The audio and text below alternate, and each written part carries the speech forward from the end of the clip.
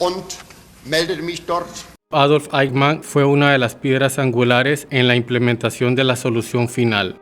Su compromiso inquebrantable con las órdenes, junto con su necesidad de una eficiencia despiadada, le permitieron labrarse un lugar en la historia del siglo XX como uno de los mayores asesinos en masa, al ser uno de los principales impulsores del Holocausto. Otto Adolf Eichmann nació en la ciudad alemana de Solingen el 19 de marzo de 1906. Sus padres fueron el contador Adolf Karl Eichmann y su esposa Maria Schäferling. El mayor de 5 hijos, el pequeño Adolf era un chico tímido de pocos amigos. En 1913, su padre se mudó a la ciudad de Linz, en Austria, para trabajar como gerente comercial de la compañía eléctrica de la ciudad, y el resto de la familia se mudó al año siguiente. En Linz, Adolf asistió a la escuela secundaria estatal Kaiser Franz Joseph, la misma escuela a la que había asistido Adolf Hitler varios años atrás. Siguió siendo un muchacho distante y solitario, haciendo que sus padres se preocuparan por su carencia de habilidades sociales. El joven Eichmann fue objeto de burlas por su apariencia, al punto que sus compañeros de clase lo apodaron el pequeño judío. Adolf, en el mejor de los casos, demostró ser un estudiante mediocre. En su adolescencia tenía un carácter difícil y enojadizo, y su padre tenía escasas esperanzas en que llegara a ser alguien en la vida.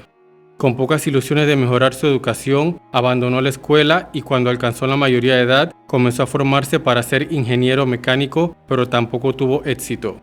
Al poco tiempo, renunció a esta carrera y trabajó durante algunos meses en la empresa minera de su padre. Entre 1927 e inicios de 1933, tuvo un trabajo estable pero poco inspirador como agente de distrito de una compañía petrolera en Salzburgo, Austria. A la edad de 25 años, Eichmann seguía siendo una persona retraída y poco sociable, quien aún sentía que no hallaba el norte de su vida. En abril de 1932, a pesar de no haber mostrado ningún interés por la política, se afilió al Partido Nacionalsocialista o nazi. Su asociación con el partido comenzó a instancias de un amigo de su juventud llamado Ernst Kaltenbrunner, quien era un miembro del partido y de la SS o Schutzstaffel, el temido organismo militar al servicio de Hitler. Para Eichmann, el nazismo le dio la oportunidad de pertenecer a un grupo, pero más que nada anhelaba ser alguien y demostrarle a los demás que tenía valor como individuo. En noviembre de 1932 fue aceptado en las filas de la SS y sus tareas incluían formar parte del escuadrón de protección de los oradores en las reuniones públicas del partido y custodiar la sede nazi en Linz. Mientras tanto, continuó laborando para la empresa petrolera en Salzburgo. Pocas semanas después de que Hitler se convirtiera en canciller de Alemania el 30 de enero de 1933, Eichmann se quedó sin trabajo en la petrolera debido a una reducción de personal. De inmediato dejó Austria y solicitó el servicio activo de las SS en Alemania, en donde fue aceptado y demostró ser un seguidor enérgico de las órdenes, ascendiendo al rango de Scharführer o líder de escuadrón en tan solo unos meses. En noviembre de 1933 fue nombrado miembro del personal administrativo del campo de concentración de Dachau. Allí el trabajo de Eichmann era mantener un inventario detallado de todos los artículos decomisados a los prisioneros judíos que arribaban. Si bien realizó su trabajo a la perfección, lo encontró extremadamente monótono. Para ese entonces se dedicó a estudiar los principios elementales del nazismo e inculcarlos en su día a día. En 1934, en un intento por dejar la monotonía que experimentaba en Dachau, Eichmann solicitó unirse a las SD, que era el servicio de seguridad e inteligencia de las SS. Su solicitud fue aceptada y lo transfirieron a la oficina central del partido nazi en Berlín. Rápidamente fue promovido al rango de subteniente. La labor de Eichmann ahora consistía en investigar y crear informes sobre las actividades de las organizaciones judías en Alemania. Se lanzó al trabajo aprendiendo los conceptos básicos del idioma hebreo y estableciéndose como el experto del partido nazi en lo que respecta a la historia y cultura de los judíos. Es en esta etapa de su vida que Eichmann conoció a Veronika Lieb y se enamoró de ella. Después de pedir permiso a sus superiores para contraer nupcias y dejar que las SS verificaran los antecedentes raciales de Verónica para asegurarse que no tuviera ancestros judíos, la pareja se casó el 21 de marzo de 1935, llegando a tener 4 hijos: Klaus, Horst, Dieter y Ricardo. En 1937, Eichmann, que ahora tenía el rango de alférez o Untersturmführer, fue enviado junto con Herbert Hagen, su oficial superior, en una importante misión al Mandato Británico de Palestina, territorio actualmente comprendido por Israel y Palestina. Ambos estaban allí para investigar la posibilidad de obligar a los judíos alemanes a emigrar a Palestina. No obstante, la misión fracasó y los británicos les prohibieron la entrada al territorio, negándoles las visas. En 1938, Eichmann se mudó a Viena a raíz de la anexión nazi de Austria, evento ocurrido el 12 de marzo. Su eficiencia organizando la emigración judía de Austria le valió otro ascenso, esta vez al rango de teniente u Obersturmführer. También fue seleccionado para liderar la Agencia Central para la Emigración Judía en Viena, cuyo propósito era forzar la expulsión de todos los judíos de Austria. Eichmann se arrojó a esta nueva tarea con su ímpetu habitual. En menos de un año había desterrado a poco más de 100.000 judíos austriacos y muchos más terminaron en campos de concentración o habían escapado a otras latitudes. Con la invasión nazi a Polonia el 1 de septiembre de 1939, dando comienzo a la Segunda Guerra Mundial, la política de Hitler hacia los judíos cambió. Ya no se les animaría a irse a Alemania. A partir de ahora serían echados por la fuerza.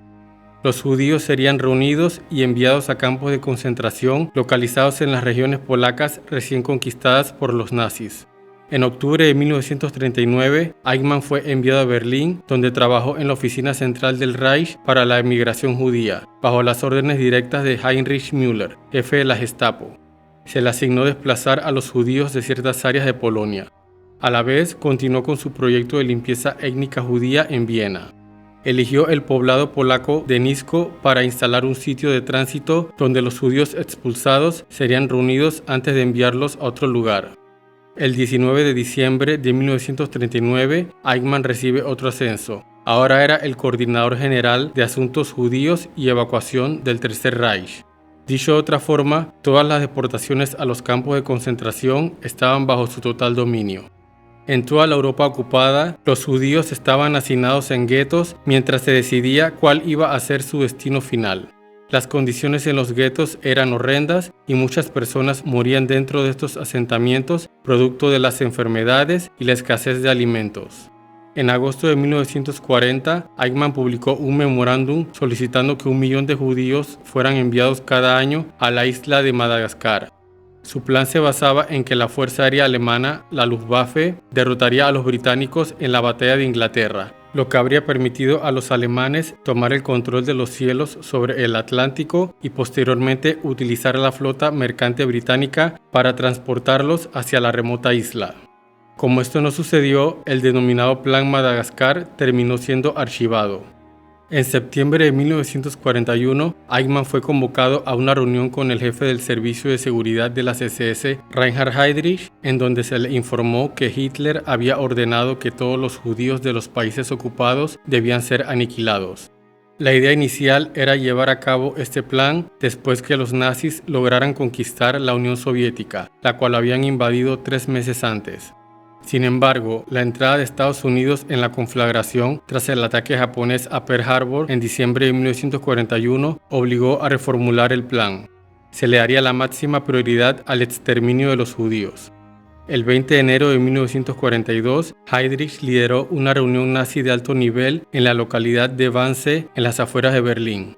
Fue durante esta reunión que se presentó oficialmente una política de genocidio.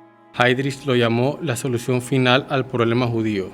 Eichmann se había preparado para la reunión creando listas del número de judíos en cada país que debían eliminar.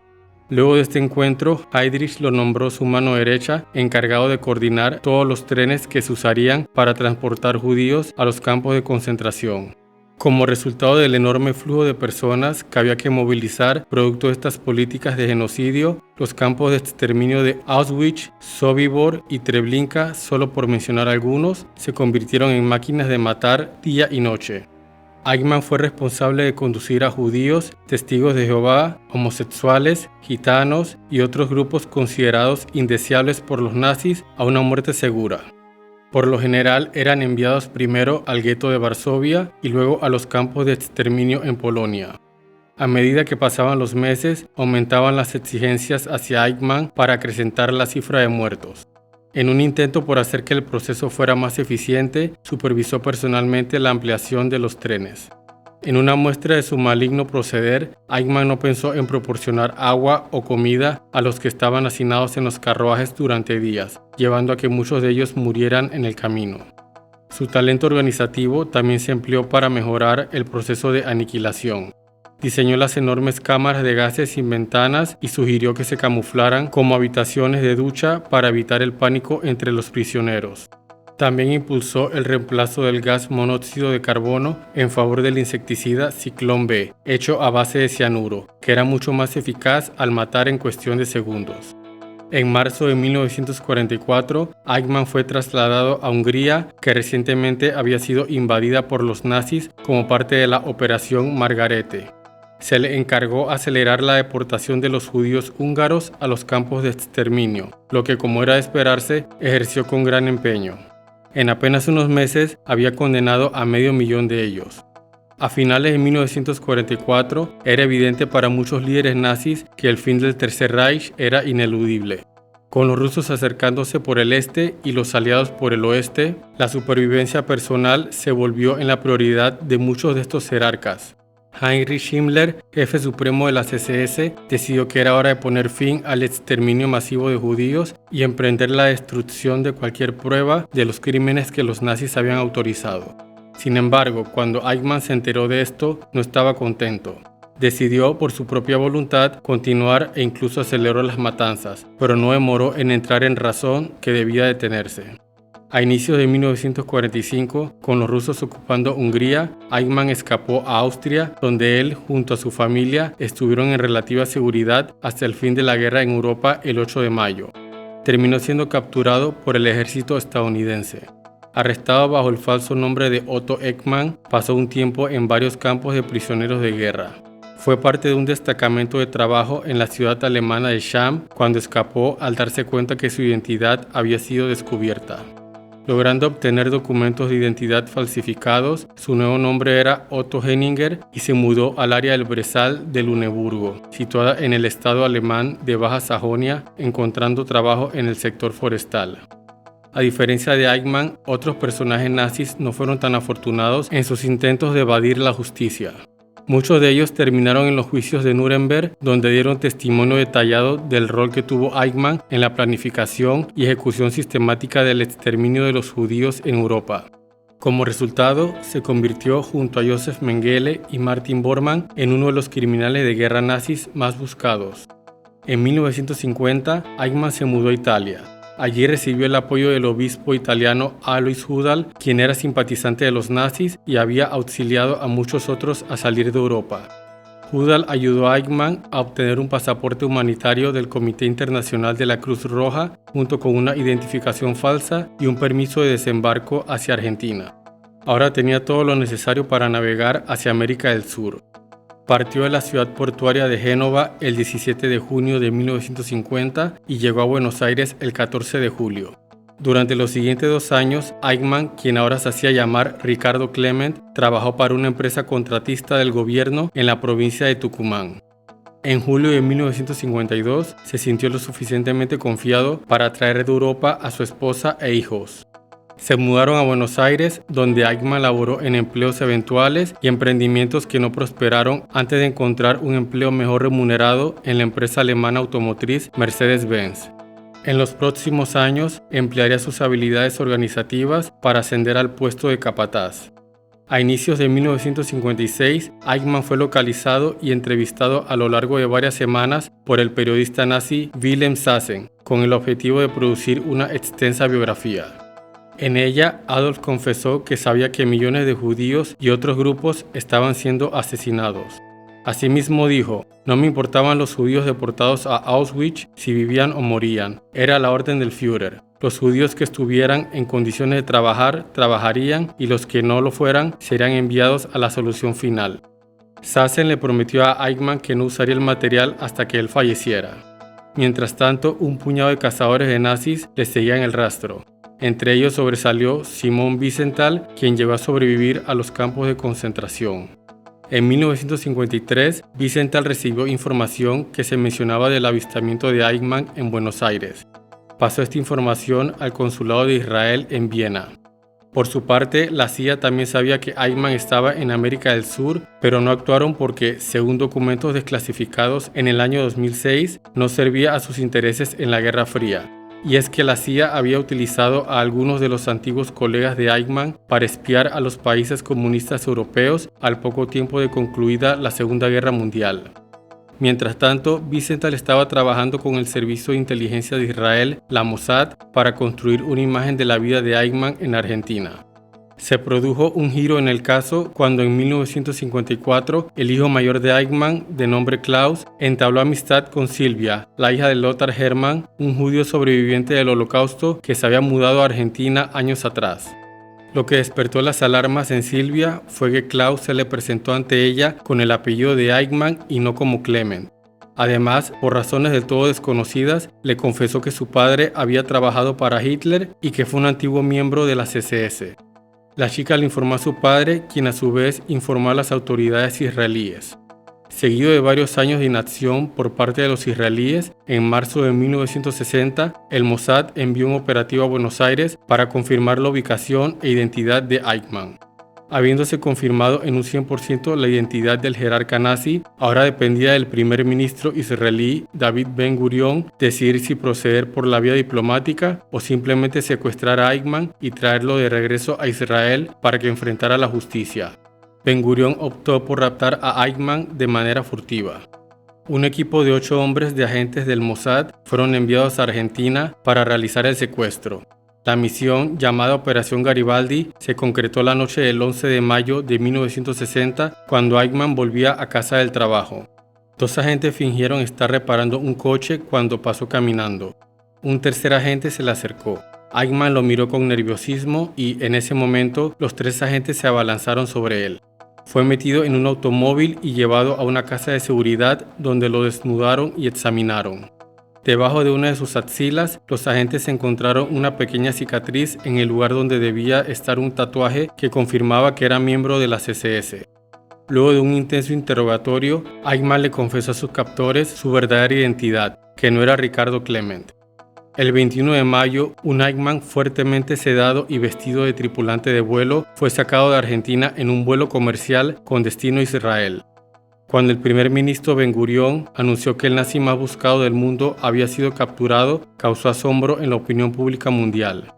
El gobierno argentino del presidente Arturo Frondizi protestó enérgicamente ante los organismos internacionales por la forma del secuestro, alegando que había sido una violación de la soberanía del país.